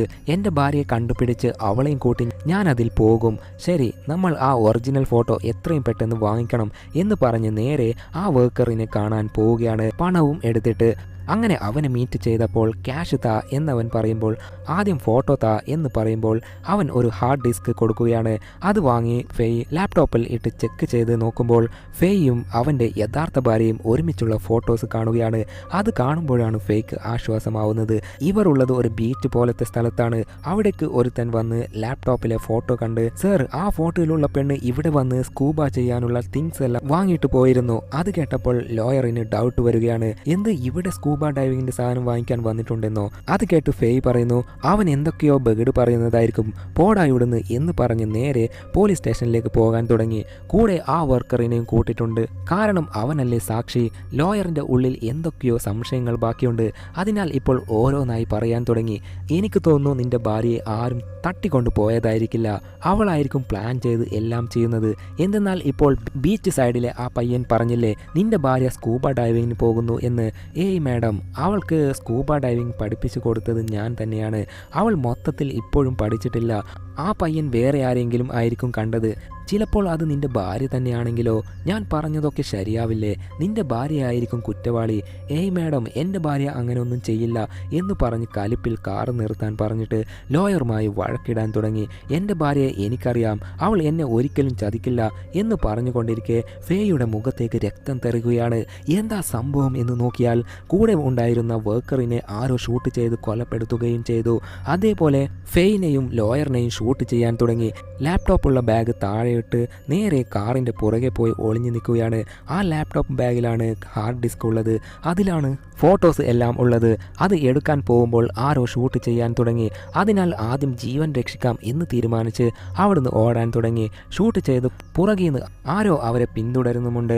ഓടി ഓടി ഒടുവിൽ ഒരു വലിയ അണക്കെട്ടിൻ്റെ മുകളിൽ എത്തുകയാണ്. പുറകിൽ പിന്തുടർന്നു വന്നവൻ ആകാശത്തേക്ക് ഷൂട്ട് ചെയ്തതും ആ ശബ്ദം കേട്ട് ലോയർ ഭയന്ന് ആ ഒരു വെപ്രാളത്തിൽ ഫെയ്യെ തള്ളിയപ്പോൾ ഫെയ് നേരെ വെള്ളത്തിലേക്ക് ഒരൊറ്റ വീഴ്ച. എന്നാൽ അവന് ഒന്നും സംഭവിച്ചില്ല. ഭാര്യയെ പിന്നെ തിരയാം, ആദ്യം ജീവൻ കൊണ്ട് നാട്ടിലേക്ക് പോകാം എന്ന് തീരുമാനിച്ച് ഫെയ് അവിടുന്ന് രക്ഷപ്പെട്ട് നേരെ ഹോട്ടൽ റൂമിൽ എത്തി അവൻ്റെ പാസ്പോർട്ടും തിങ്സ് എല്ലാം എടുത്തു വെക്കുമ്പോൾ അവിടേക്ക് ആ ഫേക്ക് വൈഫ് വരികയാണ്. കയ്യിൽ ഒരു ബോട്ടിലും എടുത്തിട്ടുണ്ട്. പതുക്കെ അവൻ്റെ അടുത്തേക്ക് പോകുമ്പോൾ അവനും ഭയപ്പെടാൻ തുടങ്ങി. ദേ നോക്ക്, നിനക്ക് എന്താ വേണ്ടത്? നിനക്ക് എത്ര പണം വേണമെങ്കിലും ഞാൻ തരാം, പ്ലീസ് എന്നെ വെറുതെ വിട് എന്ന് പറയുമ്പോൾ എനിക്ക് നിന്റെ പണം ഒന്നും വേണ്ട എന്ന് പറഞ്ഞ് ചിരിച്ചോണ്ട് അവളുടെ തലയ്ക്ക് ബോട്ടിൽ കൊണ്ട് അവൾ തന്നെ അടിക്കുകയാണ്. എടാ, നിന്നെ ഒരു സൈക്കോ പ്രാന്തനാക്കി നിന്റെ പണവും സ്വത്തും എല്ലാം ഞാൻ കൈക്കലാക്കും. അത് കേട്ട് ഫെയ് ദേഷ്യത്തിൽ അവളുടെ കഴുത്തിൽ പിടിച്ച് കൊല്ലാൻ നോക്കുമ്പോൾ ആ ബഹളം കേട്ട് ഹോട്ടലിലെ സെക്യൂരിറ്റീസ്മാരൊക്കെ വന്ന് ഫെയ്യെ തടഞ്ഞു നിർത്തി ഫെയ്ക്ക് ഷോക്ക് വരെ കൊടുത്ത് അവനെ മയക്കി കിടത്തുകയാണ്. ശേഷം കണ്ണ് തുറന്ന് നോക്കുമ്പോൾ ഫെയ് ഇപ്പോൾ ഒരു ഹോസ്പിറ്റൽ പോലെ സെറ്റപ്പ്, കൈകാലുകൾ സ്ട്രക്ചറിൽ കെട്ടിവച്ചിട്ടുണ്ട്. 2 ഡോക്ടറും ഒരു നഴ്സും ഉണ്ട്. നീ ഒന്നും പേടിക്കണ്ട, നിനക്ക് പെട്ടെന്ന് ഞങ്ങൾ ഓപ്പറേഷൻ ചെയ്യാൻ പോവുകയാണ്. ഓപ്പറേഷനോ? എനിക്ക് എന്തിനാ ഓപ്പറേഷൻ? എന്നെ വെറുതെ വിട് എന്ന് ഫെയ് പേടിച്ച് വെപ്രാളപ്പെടാൻ തുടങ്ങി. അന്നേരം ഡോർ തുറന്ന് ഒരാൾ വരികയാണ്. ആരാണെന്ന് നോക്കിയാൽ നമ്മുടെ ചൈനക്കാരൻ പോലീസ്. ഇപ്പോഴാണ് ഫെയ്ക്ക് ഒരാശ്വാസം. സർ, നിങ്ങൾ എത്തിയോ? നോക്ക് സർ, ഇവർ എന്നെ എന്തൊക്കെയാ ചെയ്യുന്നതെന്ന്. എന്നാൽ പോലീസ് സൈലന്റ് സൈലൻ്റായി നിൽക്കുകയും കൂടെ ആ ലോയറിനെയും ഫെയ്യെയും കാറിൽ ഫോളോ ചെയ്തു വന്നവനും ഒക്കെ അവിടെ വരികയാണ്. സോ ഫെയ്ക്ക് മനസ്സിലാവുന്നു പോലീസും അവരുടെ ആളാണെന്ന്. നേരത്തെ ആ വർക്കറിനെ ഷൂട്ട് ചെയ്ത് ഫോളോ ചെയ്ത് വന്നത് യഥാർത്ഥത്തിൽ പോലീസായിരുന്നു. പോലീസ് ഡോക്ടറിനോട് ഓപ്പറേഷൻ എപ്പോഴാ തുടങ്ങുന്നത് എന്ന് ചോദിക്കുമ്പോൾ ഒരു അരമണിക്കൂറിൽ ഓപ്പറേഷൻ നടത്തി കംപ്ലീറ്റ് ചെയ്യാം സർ, എന്നാൽ അവൻ്റെ ഭാര്യയുടെ സിഗ്നേച്ചർ വേണം. അതിനെന്താ എന്ന് പറഞ്ഞ് ഫേക്ക് വൈഫ് സിഗ്നേച്ചർ ഇടുകയാണ്. അങ്ങനെ എല്ലാവരും പിടിച്ച് ഫെയ്യെ ഓപ്പറേഷന് വേണ്ടി മൊട്ടയടിക്കാൻ തുടങ്ങി. ശേഷം ഒരു മെഷീന് ഫെയ്യുടെ തല ടൈറ്റാക്കി പിടിച്ച് ഓപ്പറേഷൻ ചെയ്യാൻ റെഡിയാക്കി വെക്കുകയാണ്. അല്പം കഴിഞ്ഞ് ഒരു നേഴ്സ് മാത്രം ഓപ്പറേഷൻ ചെയ്യാനുള്ള ടൂൾസൊക്കെ എടുത്തുകൊണ്ട് വരികയാണ്. നേരെ ഫെയ്യുടെ അടുത്ത് പോയി ഏയ് ഫെയ്, ഇത് ഞാനാണ് എന്ന് പറയുകയും ആരാണെന്ന് നോക്കിയാൽ അത് ലോയർ ആയിരുന്നു. നീ എങ്ങനെ ഇവിടെ എത്തി? എത്രയും പെട്ടെന്ന് നമുക്കിടുന്ന് രക്ഷപ്പെടണം എന്ന് ഫെയ് പറയുമ്പോൾ അതൊന്നും അത്ര എളുപ്പമല്ല, ഇപ്പോൾ പോലീസ് എന്നെയും തിരയുകയാണ്.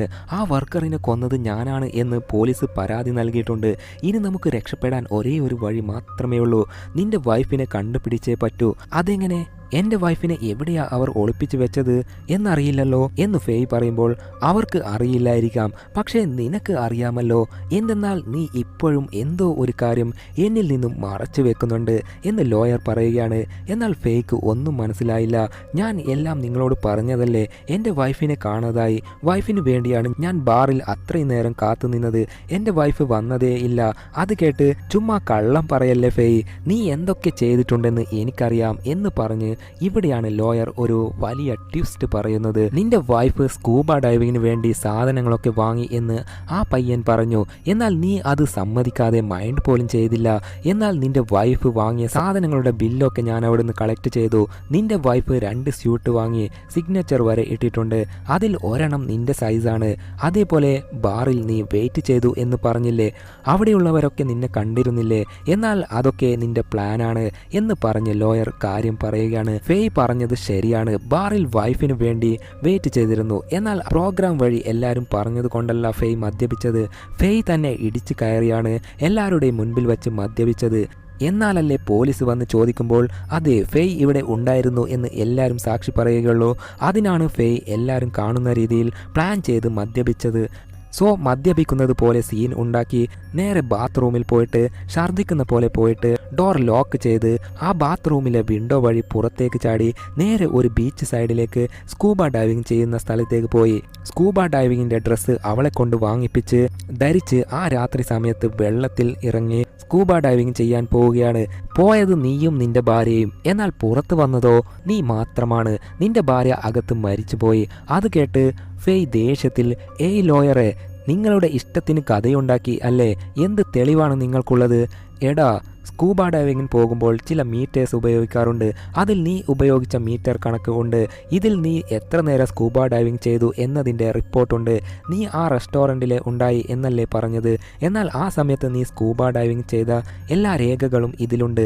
അതായത് നീ നിന്റെ ഭാര്യയെ പ്രേമിച്ചൊന്നുമല്ല കല്യാണം കഴിച്ചത്, നീ അവളെ മറ്റൊരു കാര്യത്തിനാണ് കല്യാണം കഴിച്ചത് എന്ന് പറഞ്ഞ് മറ്റൊരു ട്വിസ്റ്റും ഉടയ്ക്കുകയാണ്. ആക്ച്വലി ഫെയ് ഡൈവിംഗ് ക്ലാസ്സിൽ ആയിരുന്നപ്പോൾ ശരിക്കും അവളെ രക്ഷിച്ചിരുന്നു. പിന്നീട് ആണ് അറിയുന്നത് ആ പെൺകുട്ടി ഒരു പണക്കാരൻ്റെ മകളാണ് എന്ന്. അതേപോലെ അവളുടെ അച്ഛനും അമ്മയും മരിച്ചുപോയി. ആ കാര്യങ്ങളൊക്കെ മനസ്സിലാക്കിയ ഫെയ് അവൻ്റെ കുരുട്ട് ബുദ്ധി ഉപയോഗിച്ച് പ്ലാൻ ചെയ്യാൻ തുടങ്ങി. ആ പെൺകുട്ടിക്ക് പെയിൻറ്റിംഗ് ഒക്കെ ഇഷ്ടമാണ് എന്ന് മനസ്സിലാക്കി ഫെയ് പെയിൻറ്റിംഗ് ഒക്കെ പഠിക്കാൻ തുടങ്ങി. അങ്ങനെ പെയിൻറ്റിങ്ങിൻ്റെ കാര്യം സംസാരിച്ച് അവളെ ഇംപ്രസ് ചെയ്ത് വളച്ചെടുത്ത് ഒടുവിൽ അവളെ കല്യാണം കഴിക്കുകയും ചെയ്തു. എല്ലാം പണത്തിന് വേണ്ടിയായിരുന്നു. എന്തെന്നാൽ പണം കിട്ടിയാൽ മാത്രമേ ഗാംബ്ലിംഗ് ഒക്കെ കളിച്ച് ഉണ്ടാക്കിയ കടം ഒക്കെ വീട്ടാൻ പറ്റൂ. അതേപോലെ വീണ്ടും ഗാംബ്ലിംഗ് കളിക്കാനും പറ്റും. അങ്ങനെ ബിസിനസ്സും ആയി ഒരു ലെവൽ എത്തി എല്ലാ കടവും വീട്ടി പണക്കാരനായി മാറി. ഇനി എന്തിനാ ഭാര്യ എന്ന് പറഞ്ഞ് അവളെ കൊണ്ട് നടക്കുന്നത് എന്ന് തീരുമാനിച്ച് വെഡ്ഡിംഗ് ആനിവേഴ്സറി മറ്റൊരു രാജ്യത്ത് അടിച്ചു പൊളിക്കാം എന്ന് പ്ലാൻ ചെയ്ത് ചൈനയിൽ നിന്നും ഈ നാട്ടിലേക്ക് കൂട്ടിയിട്ട് വന്ന് സ്കൂബ ഡൈവിംഗ് ചെയ്യാം എന്ന് പറഞ്ഞ് കൂട്ടിയിട്ട് പോയി വെള്ളത്തിലിട്ട് കൊലപ്പെടുത്തുകയായിരുന്നു. എന്തിന് രാത്രി തന്നെ സ്കൂബ ഡൈവിംഗ് ചെയ്യണം എന്ന് വെച്ചാൽ ഭാര്യയ്ക്ക് പെയിൻറ്റിംഗ് ഒക്കെ വളരെ ഇഷ്ടമുള്ള കാര്യം ആണല്ലോ. അതിനാൽ അന്ന് അവിടെ നൈറ്റ് പ്രോഗ്രാം ഒക്കെ നടക്കും. അത് ആകാശത്ത് പടക്കം പൊട്ടിക്കുന്ന ആ ഒരു നിമിഷം വെള്ളത്തിൻ്റെ അടിയിൽ കൂടി ആകാശത്തേക്ക് നോക്കുമ്പോൾ കാണുന്നത് മറ്റൊരു മനോഹരമായ ദൃശ്യമായിരിക്കും. ആ ദൃശ്യം പെയിൻറ്റിംഗ് ചെയ്യാം എന്നൊക്കെ പറഞ്ഞ് മയക്കി എടുത്താണ് ഭാര്യയെ കൂട്ടിയിട്ട് രാത്രി വെള്ളത്തിലിറങ്ങിയത് എന്നൊക്കെ ഇപ്പോൾ ലോയർ പറയുന്നുണ്ടെങ്കിലും അതൊന്നും ഇപ്പോഴും ഫെയ് സമ്മതിക്കുന്നതേ ഇല്ല. നിങ്ങൾ കള്ളം പറയുന്നത് എന്തിനാ? ഏയ് ടൈമർ ഓടുന്നുണ്ട്, സമയം കുറഞ്ഞു വരുന്നുണ്ട്, നീ പെട്ടെന്ന് സത്യം പറ, ഇല്ലെങ്കിൽ അവർ വന്ന് നിന്റെ തല കീറി മുറിച്ച് നിന്നെ ഒരു ഭ്രാന്തനാക്കി മാറ്റും, എന്നിട്ട് നിന്റെ സ്വത്തെല്ലാം അവർ എടുക്കും, അതാണ് അവരുടെ പ്ലാൻ എന്നൊക്കെ പറഞ്ഞ് ലോയർ പ്രഷർ ചെയ്തതിനാൽ അതെ ഞാനാണ്, എൻ്റെ ഭാര്യയെ പ്ലാൻ ചെയ്ത് കൊന്നത് ഞാനാണ്, ലൈറ്റ് ഹൗസിൻ്റെ ഭാഗത്ത് അവളുടെ ബോഡിയുണ്ട് എന്ന് ഫെയ് സത്യം പറയുകയാണ്. അത് കേട്ടതോടെ ലോയറിൻ്റെ കണ്ണ് നിറയാൻ തുടങ്ങി. എടാ പരമനാറി, ഇത്രയും നാൾ നീ നല്ലവനായി അഭിനയിക്കുകയായിരുന്നു അല്ലേ, എന്തിനാടാ അതൊക്കെ ചെയ്തത് എന്ന് ചോദിക്കുമ്പോൾ ഫെയ് ആ സത്യം പറയാൻ തുടങ്ങി. എനിക്ക് ഇടയ്ക്കിടയ്ക്ക് ഒരു ഫോൺ കോൾ വരാറില്ലേ, അത് ഞാൻ കടം കൊടുക്കാനുള്ളവരുടേതായിരുന്നു. എന്തെന്നാൽ എനിക്കും അവൾക്കും കല്യാണം ആയതിനു ശേഷവും ഞാൻ ഗാംബ്ലിംഗ് നിർത്തിയില്ല. കുറെ പണം കിട്ടുകയും അതിൽ കൂടുതൽ പണം നഷ്ടമാവുകയും ചെയ്തു. അക്കാര്യം ഭാര്യയ്ക്ക് മനസ്സിലായി. ഫെയ്, നീ എന്താ പറഞ്ഞത്? കല്യാണത്തിന് ശേഷം ചൂതാട്ടം കളിക്കില്ല എന്നല്ലേ? എന്നാൽ നീ എനിക്ക് തന്ന പ്രോമിസ് മറന്നിട്ട് വീണ്ടും കളിച്ചു അല്ലേ? $10 മില്യൺ നീ കളഞ്ഞത്. നിനക്ക് എന്താ വട്ടാണോ? പൈസ പോകുന്നു എന്നറിഞ്ഞിട്ടു പിന്നെയും കളിക്കാൻ. എടി സോറി, ഞാൻ കളിച്ചു പോയി, ഇനി കളിക്കില്ല, എന്നോട് ക്ഷമിക്ക് എന്ന് പറഞ്ഞു ഫെയ് കെഞ്ചുകയാണ്. എന്നാൽ ഭാര്യ അവനോട് ക്ഷമിച്ചില്ല. അങ്ങനെ രാത്രി ഭാര്യ കിടന്നുറങ്ങുമ്പോൾ ഭാര്യയുടെ കബോർഡ് ചെക്ക് ചെയ്യുമ്പോൾ അവൾ ഡിവോഴ്സ് ചെയ്യാനുള്ള നോട്ടീസ് എല്ലാം റെഡിയാക്കി വെച്ചത് കാണുകയാണ്. അവൾ ഡിവോഴ്സ് ചെയ്താൽ അവളുടെ സ്വത്തും പണവും എല്ലാം എന്നെ വിട്ടു പോകും. ഞാൻ വീണ്ടും പഴയ പോലെ ഒരു ജോലിക്കാരനായി ജീവിക്കേണ്ടി വരും. എന്തെങ്കിലും ഒന്ന് ചെയ്തേ പറ്റൂ എന്ന് പ്ലാൻ ചെയ്ത് ക്യാൻഡിൽ ലൈറ്റ് ഡിന്നർ എന്ന് പറഞ്ഞ് വീട്ടിൽ തന്നെ തയ്യാറാക്കി ഭാര്യയെ ഇരുത്തി നിനക്ക് വേണ്ടി ഞാൻ ഡിന്നറെല്ലാം റെഡിയാക്കി. എന്നാൽ ഭാര്യ ഡിവോഴ്സിൻ്റെ കാര്യം പറയാൻ വാ തുറക്കുന്നതിന് മുൻപേ എടി നീ ഒരു കാര്യം പറയുന്നതിന് മുൻപ് ഞാനൊരു കാര്യം പറയാം. എൻ്റെ ഹൃദയത്തിൽ തൊട്ട് ഞാൻ ചെയ്തതിനെല്ലാം സോറി പറയുന്നു. എന്നാൽ ഇപ്പോൾ ഞാൻ പ്രോമിസ് ചെയ്യുന്നു, ഇന്ന് മുതൽ ഇനി അങ്ങോട്ട് ഞാൻ ഒരു തെറ്റും ചെയ്യില്ല. നമ്മുടെ ലൈഫ് നമുക്ക് സന്തോഷത്തോടെ ജീവിക്കാം. അടുത്ത ആഴ്ച നമ്മുടെ വെഡ്ഡിങ് ആനിവേഴ്സറി അല്ലേ, അതിനാൽ ഞാനൊരു അയർലാൻഡിലേക്ക് ടിക്കറ്റ് ബുക്ക് ചെയ്തിട്ടുണ്ട്. അവിടെ പോയിട്ട് നമുക്ക് അടിച്ചു പൊളിക്കാം. പ്ലീസ് എന്നോട് ക്ഷമിച്ചു എന്ന് പറ. അത് കേട്ടതോടെ ഭാര്യയ്ക്ക് മനസ്സ് മാറുകയാണ്. ശരി ഓക്കെ എന്ന് പറഞ്ഞ് എല്ലാം ക്ഷമിക്കുകയാണ്. എന്നാൽ ഫെയ്യുടെ പ്ലാൻ എന്താണെന്ന് വെച്ചാൽ അയർലാൻഡിലേക്ക് കൂട്ടിയിട്ട് പോയി ആരും അറിയാതെ ഭാര്യയെ കൊലപ്പെടുത്തിയ ശേഷം കാണാതായി എന്ന് വരുത്തി തീർക്കണം. എന്നിട്ട് അവളുടെ എല്ലാ സ്വത്തും കൈക്കലാക്കണം. അതാണ് പ്ലാൻ. അങ്ങനെ അയർലാൻഡിലേക്ക് എത്തിയപ്പോൾ ഒരു ഗ്യാങ് ഫെയ്യെ നോട്ടമിട്ട് ട്രാപ്പിലാക്കി ഫെയ്യുടെ സ്വത്ത് കൈക്കലാക്കാൻ ശ്രമിക്കുകയായിരുന്നു. അങ്ങനെ എല്ലാ സത്യവും ഇപ്പോൾ ഫെയ് ലോയറിനോട് പറയുകയും ചെയ്തു. എല്ലാം കേട്ട് നീ ഇത്രയും വലിയ ഒരു ക്രൂരനാണെന്ന് ഞാൻ ഒരിക്കലും കരുതിയില്ല എന്ന് പറഞ്ഞ് ലോയർ അവിടുന്ന് ഓടിപ്പോവുകയാണ്. ഏയ് മാഡം, എന്നെ രക്ഷിക്ക്, സമയം തീരാറായി, അവർ വന്ന് എന്നെ നശിപ്പിക്കും എന്ന് പറഞ്ഞ് അലറിയെങ്കിലും ലോയർ തിരിഞ്ഞു പോലും നോക്കിയില്ല. ഒരു വിധത്തിൽ ഫെയ് കട്ടിലിൽ നിന്നും റിലീസ് ആയി പുറത്തിറങ്ങി നോക്കുമ്പോൾ ഈ ഹോസ്പിറ്റൽ എല്ലാം ഒരു സെറ്റപ്പ് പോലെയാണ് കാണുന്നത്. അന്നേരം അവിടേക്ക് എല്ലാവരും എത്തുകയാണ്. വെടികൊണ്ട് മരിച്ചുപോയി എന്ന് വിശ്വസിച്ച വർക്കറും പോലീസും ലോയറും പിന്നെ ഒരു ടീം തന്നെയുണ്ട്. അന്നേരം ലോയർ മുന്നിൽ വന്ന് നെഞ്ചിലെ സ്കിൻ കളറിലുള്ള സ്റ്റിക്കർ എടുത്തു മാറ്റുമ്പോൾ നോക്കിയാൽ നെഞ്ചിൽ ഒരു ടാറ്റു. ഈ ടാറ്റു ആണ് ഫെയ്യുടെ വൈഫിൻ്റെ ചൈനയിലുള്ള ഒരു ഫ്രണ്ടിൻ്റെ പ്രൊഫൈലിൽ കണ്ടത്. അതായത് യഥാർത്ഥത്തിൽ അവൾ തന്നെയാണ്. ഫെയ്യുടെ ഭാര്യയുടെ ഫ്രണ്ടാണിവൾ. ലോയർ ചെറിയ കുട്ടിയായിരുന്നപ്പോൾ ഒരുമിച്ച് പഠിക്കുന്ന കുട്ടികളൊക്കെ ലോയറിനെ കളിയാക്കുമായിരുന്നു. അവളുടെ പാവക്കുട്ടി തട്ടിപ്പറിച്ച് കീറിക്കളഞ്ഞ് അവളുടെ നെഞ്ചിൽ മുറിച്ച് വികൃതമാക്കി റാഗിങ് ചെയ്യുമായിരുന്നു. അതിനാൽ നെഞ്ചിൽ വലിയൊരു മുറിവ് തയമ്പ് ഉണ്ടായി. ആകെ ഡിപ്രഷനിലായ ലോയർ കെട്ടിടത്തിൻ്റെ മുകളിൽ നിന്നും ചാടി മരിക്കാൻ തീരുമാനിച്ച് കയറി നിൽക്കുമ്പോൾ ഫെയ്യുടെ വൈഫ് വന്ന് നിനക്ക് ഫ്രണ്ട്സ് ആരും ഇല്ലല്ലേ, ഇനി മുതൽ വിഷമിക്കേണ്ട, ഞാനുണ്ട് നിന്റെ കൂടെ, നമുക്ക് ഫ്രണ്ട്സ് ആകാം എന്ന് പറഞ്ഞ് ലോയറിനെ ആത്മഹത്യയിൽ നിന്നും രക്ഷിക്കുകയായിരുന്നു. സോ അന്ന് മുതൽ ലോയറും ഫെയ്യുടെ വൈഫും തമ്മിൽ നല്ല ഫ്രണ്ടാണ്. ലോയറിൻ്റെ നെഞ്ചിൽ തിമിര പിള്ളേർ റാഗിങ് ചെയ്ത് മുറിവുണ്ടാക്കിയ ആ പാടുണ്ടല്ലോ, അതിനെ ഇല്ലാതാക്കാൻ ഫെയ്യുടെ വൈഫ് ഒരു സിമ്പൽ പോലെ വരച്ചു. ആ ചിത്രത്തെ അതേപോലെ ടാറ്റു അടിക്കുകയും ചെയ്തു. അതിനാൽ മുറിഞ്ഞ പാട് കാണാതായി. ലോയർ വളരെ ഹാപ്പി ആവുകയും ചെയ്തു. അങ്ങനെ ഒരിക്കൽ കോളേജ് പഠനം ഒക്കെ കഴിഞ്ഞ് രണ്ടു പേർക്കും പിരിയേണ്ടി വന്നു. ഫെയ്യുടെ വൈഫ് അവൾക്ക് ഇഷ്ടപ്പെട്ട പോലെ പെയിന്റിംഗ് മേഖലയിലേക്ക് മാറി. ലോയർ യഥാർത്ഥത്തിൽ ലോയറല്ല, അവൾ ഒരു ഡയറക്ടർ ആണ്.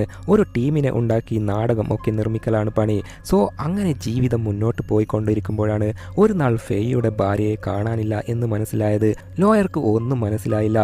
എന്നാൽ അവസാനം ഒരു ലൈറ്റ് ഹൗസിന്റെ അടുത്ത് വെച്ചാണ് സിഗ്നൽ കട്ടായത്. സ്കൂബ ഡൈവിങ്ങിന് വേണ്ട ഡ്രസ്സ് ഒക്കെ വാങ്ങിയിട്ടുണ്ട്. എന്നാൽ എല്ലാം ഷെയർ ചെയ്യുന്ന തൻ്റെ ഫ്രണ്ട് അക്കാര്യം മാത്രം തന്നോട് പറഞ്ഞിട്ടില്ല. അതിനർത്ഥം എന്തോ ഒന്ന് ഫെയ് മറച്ചു വെക്കുന്നുണ്ട്. ഫെയ്യുടെ വായിൽ നിന്ന് ആ സത്യം മനസ്സിലാക്കണം എന്ന് തീരുമാനിച്ച് ലോയർ അവളുടെ നാടകത്തിൻ്റെ ടീമിനെ തന്നെ ഇറക്കി കൊണ്ടുവന്ന് എല്ലാവരെയും വെച്ച് പ്ലാൻ ചെയ്താണ് എല്ലാം ചെയ്തത്. അതേപോലെ ഫേക്ക് വൈഫ് ഉണ്ടല്ലോ, അത് ആരാണെന്ന് വെച്ചാൽ ലോയറിൻ്റെ ഒരു ഫ്രണ്ടാണ്. അവൾ നാടകത്തിൽ അഭിനയിക്കാൻ മിടുക്കിയാണ്. ജീവൻ പണയം വെച്ചുള്ള അഭിനയമായിരുന്നു അവളുടേത്.